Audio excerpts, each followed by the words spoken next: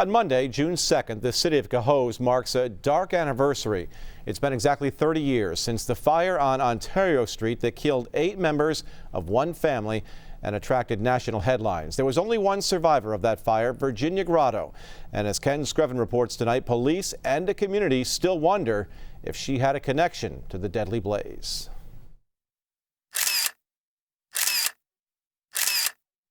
The husband was into the bedroom to the left as you walked in the front door. The kids were in the upstairs bedroom. The twins were by the windows in the front in in bassinets, basically.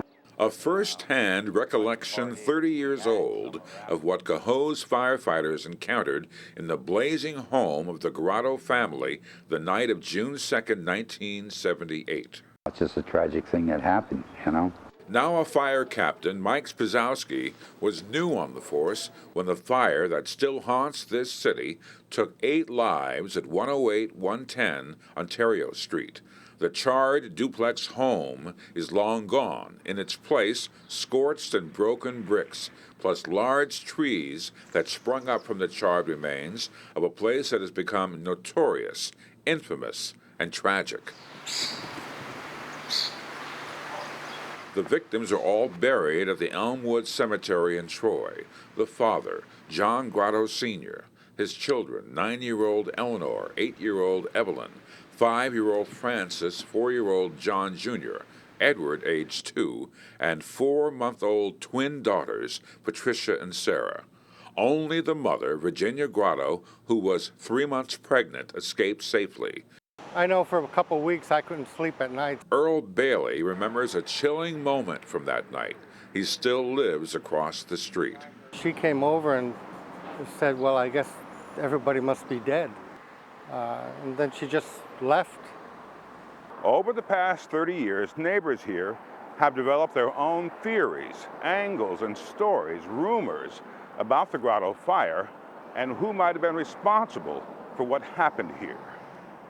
I know a lot of people thought the wife did it. I don't know if she did or not. I can't imagine a mother harming her children deliberately. And you really don't want to think that way, but why didn't she try to go and get them out?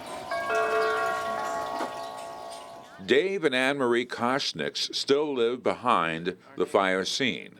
They were only married a few years when the tragedy changed their neighborhood. I didn't have a clue that there were people left in the house until the fire was out and they were bringing bodies out. 6 weeks after the fire, Virginia Gratto got remarried. A man from Washington State saw her picture on the national news coverage of the fire and sent her a sympathy card. She responded by going out west to meet that man, and then she married his brother. Mrs. Gratto gave birth to John Gratto's son and gave the child her new husband's name. A grand jury investigated the case but failed to indict anyone.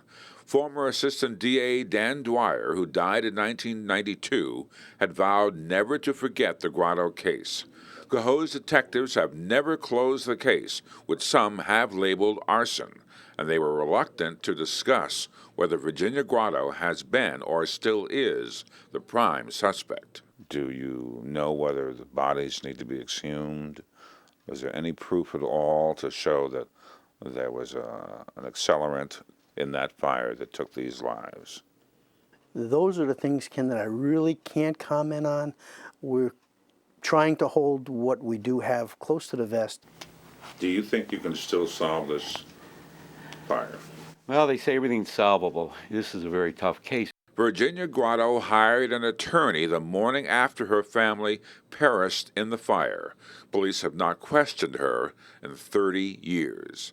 Ken Screven, CBS 6 News, Cohoes.